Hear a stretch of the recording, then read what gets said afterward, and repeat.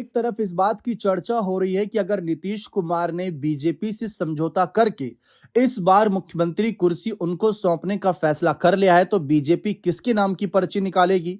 लेकिन उससे पहले महागठबंधन की तरफ से नीतीश कुमार को एक ऑफर दिया जा रहा है। ऐसा एक नेता का हाल ही में बयान सामने आया कि शीर्ष नेतृत्व तय करेगा कि नीतीश की महागठबंधन में वापसी होनी चाहिए या नहीं होनी चाहिए। दरअसल बिहार में महागठबंधन के साथ मिलकर नीतीश कुमार की सरकार बनाने की चर्चा पर आरजेडी नेता भाई वीरेंद्र ने हाल ही में बड़ा बयान दिया, जिसकी हम पहले भी अपने चैनल के माध्यम से रिपोर्ट दे चुके हैं। उन्होंने कहा कि नीतीश कुमार 3 बार पलट चुके हैं, अगर चौथी बार पलट जाते हैं तो इसमें आश्चर्य की कोई बात नहीं, आगे आगे देखिए होता है क्या। उन्होंने संकेत दिया कि महागठबंधन के साथ सरकार बनने का फैसला शीर्ष नेतृत्व करेगा, लेकिन बिहार की राजनीति में कुछ भी संभव है।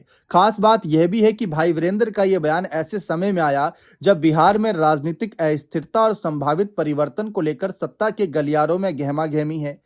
जिस तरीके से भाई वीरेंद्र ने नीतीश कुमार को लेकर यह बात रखी कि नीतीश कुमार जी तो पलटू राम की छवि लेकर चलते हैं और अगर आगे भी पलट जाते हैं तो कोई भी आश्चर्य नहीं मानेगा। उन सबको लगेगा कि नीतीश जी की तो यही आदत बन गई है। बीजेपी को इतना मजबूत कर दिया है बिहार में कि कल को जेडीयू खतरे में आ सकती है। ये बात भी भाई वीरेंद्र ने रखी और ये सारी बातें जेडीयू भी सुन रही होगी। तो क्या इसमें तनिक भर भी सच्चाई है? बीजेपी पर भाई वीरेंद्र ने यह आरोप लगाया कि बीजेपी अपनी साथी पार्टियों को निगल जाती है, उनके विधायकों को अपने पाले में ले लेती है। ये आरोप बेहद ही गंभीर है। इस बीच बात आती है शीर्ष नेतृत्व की कि उनके मन में क्या चल रहा है। नीतीश कुमार ने विधानसभा चुनाव के वक्त जब प्रचार किया था, रैली की थी, सभाएं की थी, उसमें एक बयान उनका फिक्स रहता था कि पहले उनके साथ जाकर गलती कर दी, अब उस गलती को नहीं दोहराएंगे। और इससे पहले भी नीतीश कुमार का बयान जब वे महागठबंधन के साथ थे तो यही रहता था बीजेपी के खिलाफ कि मर जाएंगे लेकिन अब वहां नहीं जाएंगे। लेकिन चाचा नीतीश ने समय समय पर क्या किया, इस बात की गवाह आप भी हैं और हम भी हैं।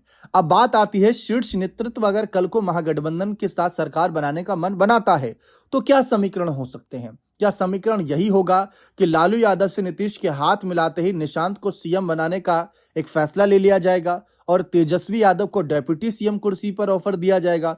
वैसे तो तेजस्वी निशांत के मुकाबले में राजनीति में काफी एक्सपीरियंस है, लेकिन राजनीति में आए, चुनाव जीते, लेकिन अपनी पार्टी को सत्ता में नहीं ला पाए।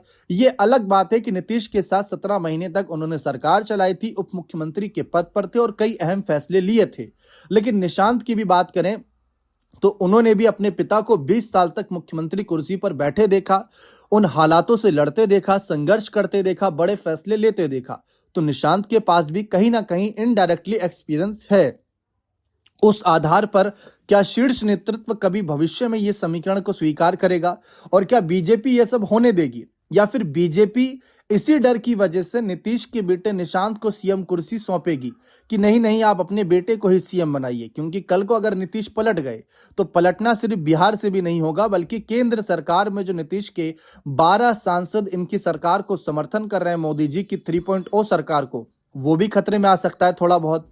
तो वो एक बड़ी चुनौती है। लेकिन जिस तरीके से भाई वीरेंद्र ने 3 पॉइंट में बातें कई अहम कही कि नीतीश पलटते हैं तो कोई हैरानी की बात नहीं, बिहार में सब कुछ संभव है। और तीसरा जो बात रखी उन्होंने कि बीजेपी अपनी साथी पार्टी को निगल जाती है और अगर एक बार सीएम कुर्सी बीजेपी के पास गई तो देखिए बिहार में किस तरीके से भगदड़ मचेगी, कोई इधर तो कोई उधर नजर आएगा।